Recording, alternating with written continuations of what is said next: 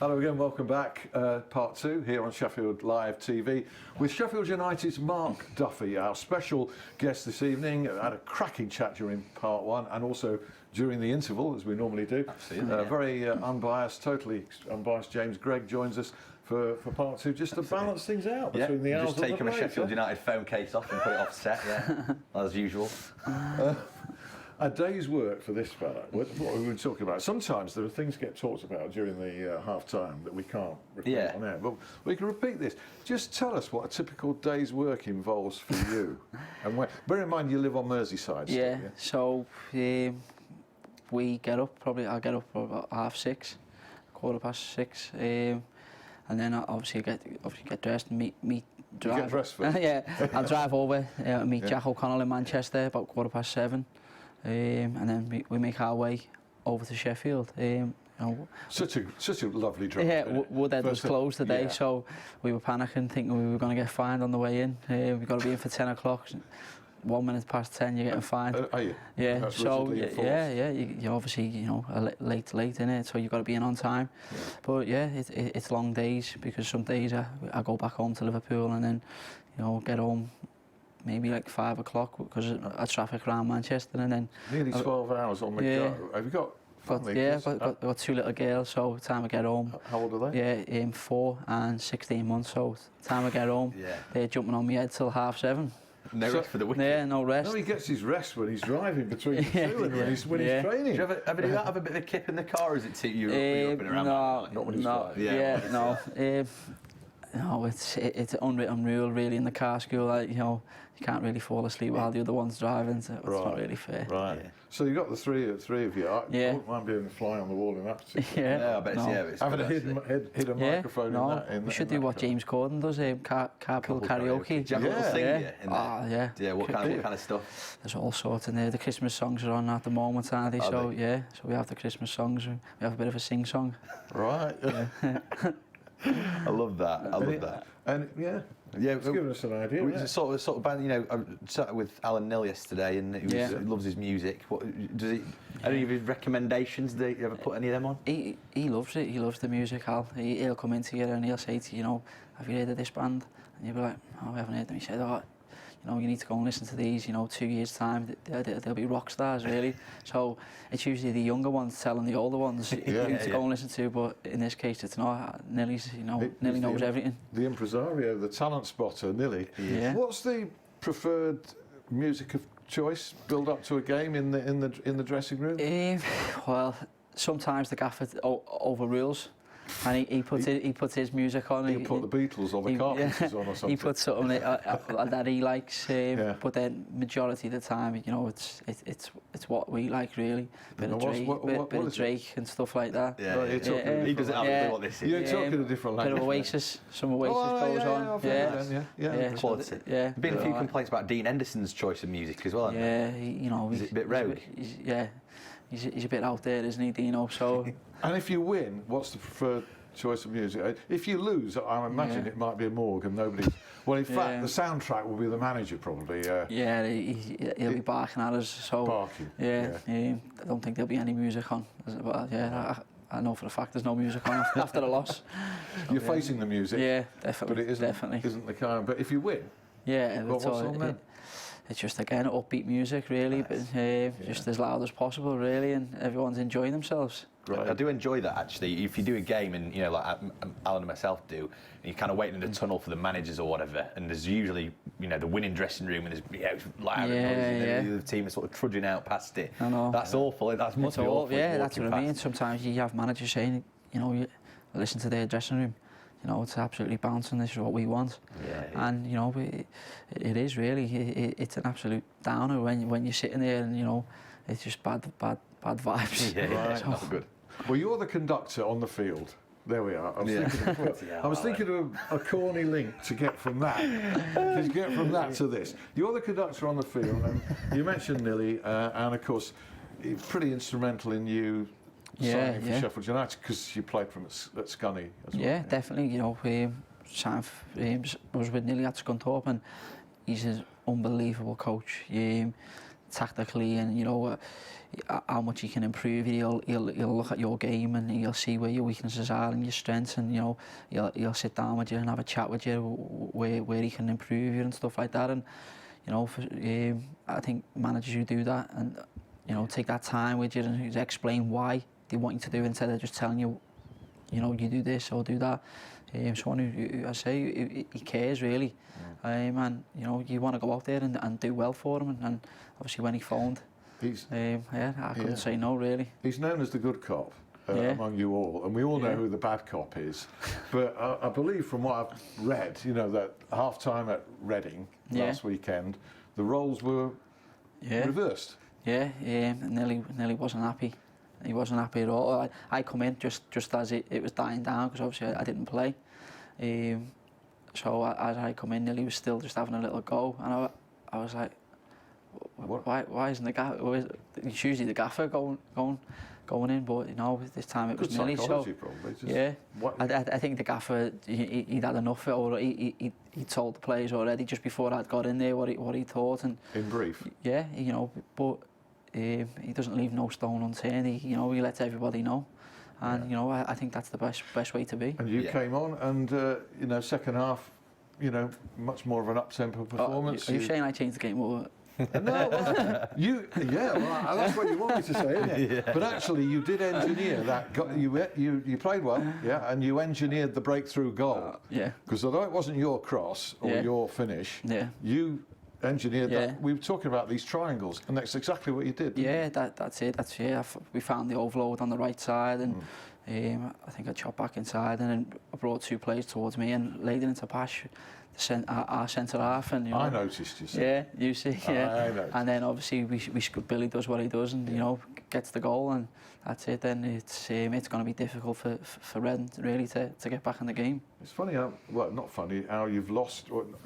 Not won games from that sort of situation, because you scored, done all the hard work, and you're kind of dreading there, don't concede. And you obviously got the second goal. And but there's been games. There's been games. Stoke, we dominated them for large parts of the game, and obviously a last-minute goal, and we don't get the points that we deserve really. And there's been others, you know. Well, we haven't picked up the point, and that's something that we need to get a little bit better at. You know, when we do play really well. Tell me about Premier League and how excited that tantalising prospect makes you feel. Yeah, obviously that's the promised land. That's where every player wants to play. You know, to test yourself against these, you know, the best players in the world, really. So, yeah, we're in that bracket of teams that you know, fighting it out for the top. So you know, it makes you want to get there really. And cap your career, but would you talked in part one about wanting to play as long as you can. Yeah. Some players want to go out at their height. Yeah. Would you be prepared to extend your career to go down the leagues again? Yeah, definitely. As long as you're enjoying football, I think obviously match day you always enjoy. It's the training side of things, you know, the day-to-day routines of training. I think as long as you're enjoying that still, I think, why not? And definitely there's some real good teams. You can see that with a lot of sort of players as well, you know, when they've had a long, successful career, they can come in on Thursday or on a Friday and all that kind of stuff. That'd be quite a nice perk, wouldn't it? Yeah, it wouldn't be too bad, but at the same time, I don't think you'd get the best results on the weekend. You know, when I go out there, I want to perform, and I want to give it justice to myself. Favourite goal in your career? I'm glad you brought this one up. Have you got one? It's probably hard. Probably hard. No, it's the Sheffield Wednesday goal. Right. Yeah. You mean this? You mean this one here? Let's have a look. You mean this one? Is that it? Yeah. There we are. That was all right, wasn't it? Okay. Howls fans, look away now. You can look up again in a minute. There we are, and that was seconds after Lucas Shaw had equalised that Sheffield derby September last season. Yeah. And it was 2-2. Tell me your feeling at 2-2 as that Wednesday goal. I'll be honest. Obviously, when they scored, I'd just come on. They scored straight away, and I was like, that's not a great sub. You know, I was feeling a bit gutted really about it because they just scored, but the place was absolutely rocking. And obviously, we've kick off, and you know, it goes down the other end. few passes here and there, and then I find myself, you know, in the box. And usually in them situations, I look for a pass. Yeah. But I still think I was a bit angry of not playing the game, because I thought I should have started, but I didn't. And obviously, I think I was a bit angry with not starting, but also angry that we conceded that I'd just come on. So it was a bit of, you know, mixed emotions sort of, and then obviously, just, you know, banged it in. Jinked one way, jinked the other. Banged it. A great finish from the yeah. So you were aware then, because I'm just putting myself in your shoes, you know, you talk about the bubble and the zone and all that kind of stuff when you're on the pitch. You were obviously fully aware that there's 3 sides of Hillsborough jumping up and down, bouncing around, going mad. I'll be honest, the atmosphere was like not enough experience. You know, it is impressive. It was. Well, obviously, you know, they're 2-0 down. They've got themselves back in the game, and they're probably thinking they're going to go on and win it. But you know, it shows the character of our team and squad, really, and of what we can do. We can get off the canvas, and you know, we hit a few blows back ourselves. It was just a shame that there was no Blades fans directly behind the goal, because they were all falling from the top. Absolutely. For them seconds, when I hit it, it slows down. I tell you, there was a second. There was a second of total silence, disbelief before it registered with anybody. Well, that's it. Well, when I've hit it, it's like everything goes in slow motion sort of thing, and the noise only comes when it hits the back of the net, and it just erupts sort of thing. And you know, if you could bottle that feeling up and sell it, you'd be a rich man. We get excited in press boxes, but those sort of moments cause heart attacks, I can tell you. Because what happens when a goal goes in, and James has experienced this, is if you're doing radio, you're doing updates or whatever on radio, you're kind of, you're recalling in your head the build-up for that goal, how it was scored, you're telling people, they come to you, you describe the goal, you're looking down, scribbling, and then suddenly you look up again, what's happened? In there? What happened there? Where did he get it? So everybody's looking. Where did he get that from? Who passed to him? What, you know? So you've got this mayhem going on. Definitely, because say the ground was shaking, wasn't it? So obviously for you writing stuff down, you know, it happened so quick after it. I was sat with all the Blades fans actually. It was funny. I wasn't even going to go to the game. Do you know what I found brilliant? Crazy is that all the footage of the videos come out after it was all from the Chef Wednesday fans. And that was me. I wouldn't have released it. I wouldn't have released it because it's unbelievable footage. It's all the different angles of the goal. You know, my dad loves it. Like he messaged me at least like, you know, a couple of times a week saying, "I watched that goal back." You know, I love it. And he's got it on his Sky Plus. He loves it. You know what I mean? Do you know, you said something down there about your anger that you weren't starting in that game, and that's happened a few times lately as well. You've noticed as well. Been sitting cold for a bit. Like Reading, there have been a couple of away games ahead of big home games where you haven't started. In fact, one game you sat out altogether. That was the win. Brentford, so you still get that kind of. I want to play all the time, really, and you know, I have a chat with the gaffer, and he'll say to me, "Oh, obviously, this game I'm going to leave you out with." Could be tactical reasons, you know. It could be I looked tired the game before, or what. But I always believe that, you know, once I'm out there, I can do a good job for the team, really. But sometimes it doesn't sit great with me. I tell him, and then he tells me back, and then I have to agree with him. But he probably wouldn't want it any other way. I mean, if you just said, "Oh, that's fine," well, that's no problem, it. You know, if I obviously. I've got aspirations to go on and do coaching and stuff. I would hate a player to just accept it for me, because, you know, it's not great. That's brilliant, because we'll come back to that subject about your coaching and management ambitions after you've talked about a few other things. We'll just and something that we went to yesterday. Of course, we'll start off by talking about Sheffield Star's Danny Hall winning, of course, the Yorkshire Media Managers pool competition in the Railway Hotel yesterday against Tom Hanson. So great do actually. We'll start off, you know, just say it was brilliant, good turnout from all the media and the managers. He normally wins it. Hey, by the way, have you read Danny Hall's book? He's just sent me. He sent me a copy. It's very good. He sent me a copy and complimentary copy. Complimentary copy. Little scribble in the front. We've had to buy ours, haven't we? Cheers, Danny, for that. Enjoy it. I haven't read it yet. I haven't had time to read it yet, so... Yeah. It is a good read. Yeah. He's very good. He's told me to say that. Yeah. Yeah, I hope you get some royalties back. Yeah. We'll start off and talk about Sheffield Sharks last week. They had an exciting game, actually. And they won on the buzzer last week against Leicester Riders. Of course, Leicester Riders are the reigning champions. Newcastle Eagles, the opponents for Sharks, tomorrow evening at the English Institute of Sport. Sheffield Steelers, they're sort of on a bit of an indifferent run at the moment. They had a 4-4 draw against Guildford last night. They've got Coventry on Saturday night at the Arena. Exciting stuff. Tigers in Rugby Union, National 2 North, of course, doing extremely well, punching well above their weight in that league. But they did lose last week down at Leicester. They've got Hinckley at home this weekend at Dormoor.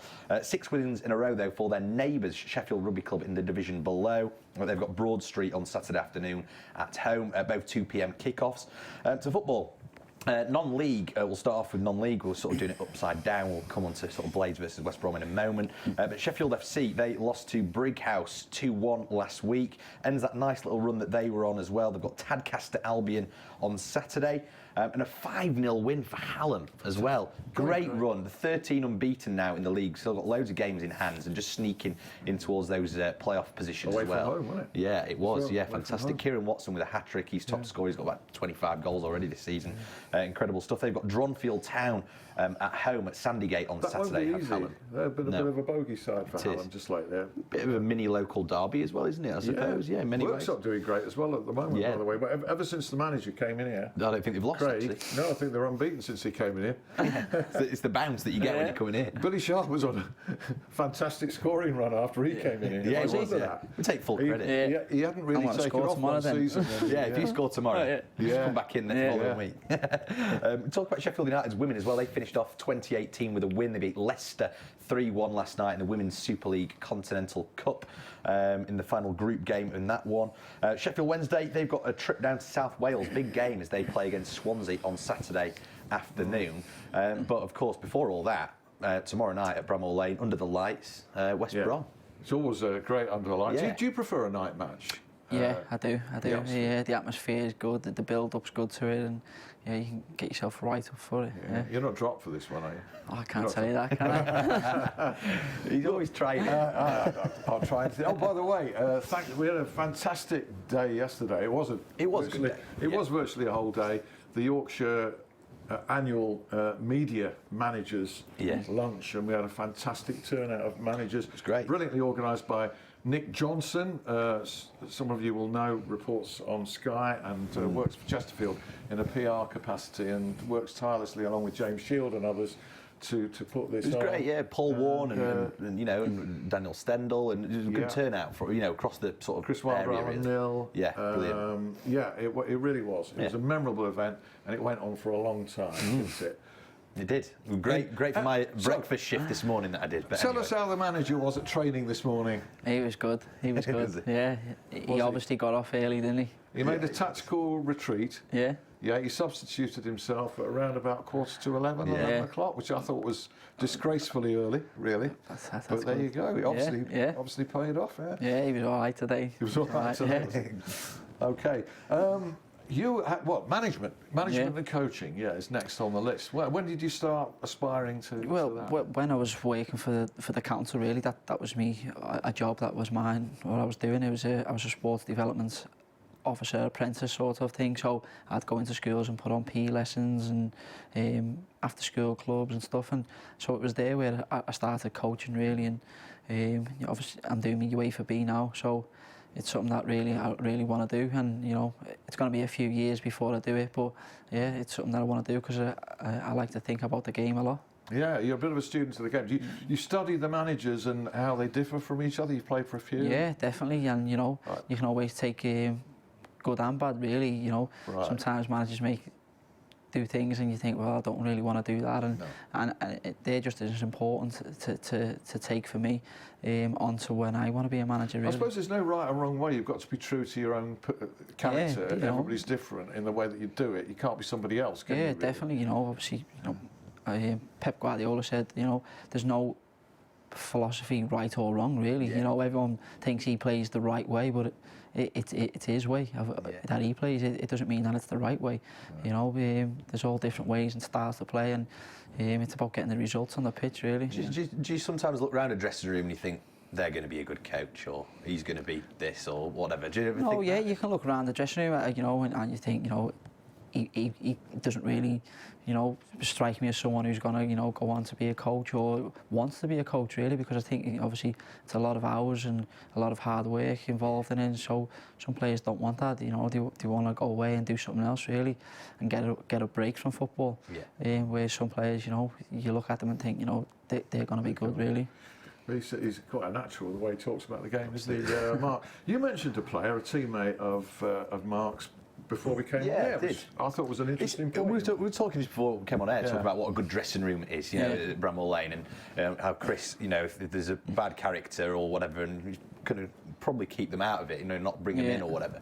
One who surprised me was Leon Clark, you know, because I'm from afar, and that might have been because he played for Wednesday and all this kind of stuff, and I've obviously got my United persuasion. I probably had this view of him where I thought, he doesn't really strike me as a team player and all that kind of stuff. I don't know why, unfair really. And since he's proved to be completely opposite. What's he like in the dressing room? Because he's thriving. Yeah, he's brilliant. You know, I think he's got that sort of bad boy image because of, you know, he's had a lot of clubs and he's bounced around from different teams and stuff. And but you know, everyone finds sort of a home, sort of what you would say. And Leon, as soon as I knew he was coming, I knew he'd be great, because I had a great relationship with him at Scunthorpe, really, on and off the field. And you encouraged him, didn't you? And you know, we had a chat, and I think I was the gaffer's first signing, so Leon was, you know, not long after that, so we had the chat, and I said, you know, get yourself here, you know, it'd be like the days at Scunthorpe where I used to just put it in the box for him and he'd score. Obviously my role changed slightly, but he's injured at the moment, but you know, he won't be out for. I don't think he's out for too long. I think he'll be back in the next week or two, really. So and you know, we could do with him back and getting the goals. No, that spell last season, didn't we? It turned into like, it's just unbelievable. It was a team man possessed. I think it carried on from the back end of League One, where he come back from his injury, and strikers are quite unique, where once they catch fire, you know, it's hard to put them out, really. Tell us finally about you and goals. It's not necessarily why you're in the team. I'm sure that you probably want to score more. I often see you around the box. It's when you're working those angles and putting people in and cracking them. I often think, hey, shoot. A lot of people tell me to shoot more. But you know, a lot of people tell me to shoot more than that. But do you think you should or not? I enjoy setting goals up just as much as scoring, really. So it doesn't really matter to me if I score or if I set one up. I get the same satisfaction out of it. But the main thing is I'm outside the box and I'm creating them triangles and getting the overloads. I could be more selfish and, you know, go on my own, really, and shoot a lot more. But it's making that split-second decision whether it's the right time to shoot or not, because someone could be in a better position. Yeah, it's a long shot, isn't it? 20 yards plus is a long shot. Especially for my little legs. The percentage of scoring is quite low, I suppose, from there, and you're just looking for that really good opportunity. How frustrating is it? No names, no patrol, when somebody misses, when you later on a perfect sometimes one. You know, you put on a good pass and then obviously, you know, they miss, but you know, sometimes that's football and the goalkeeper makes a good save, but you know, you don't really see the highlight of that chance then on your good pass, but it is what it is. Well, look, it's been absolutely fascinating. We did say we wouldn't get through everything, so another appearance is on the cards if you fancy coming back sometime. It's been really, really great speaking to Mark Duffy. If you've missed any of this, there is a repeat at 11 p.m. as per usual. It's also very shortly this evening going to be up on my YouTube channel for catch-ups, but I'm sure plenty of people have watched it live. James, thank you very much to you. Pleasure. And a special thank you to Mark. Cheers. It's been just fantastic chat to you. Good luck with the West Brom game tomorrow and for the rest of the season. Cheers, we'll see you with more guests next week. See you then. Bye.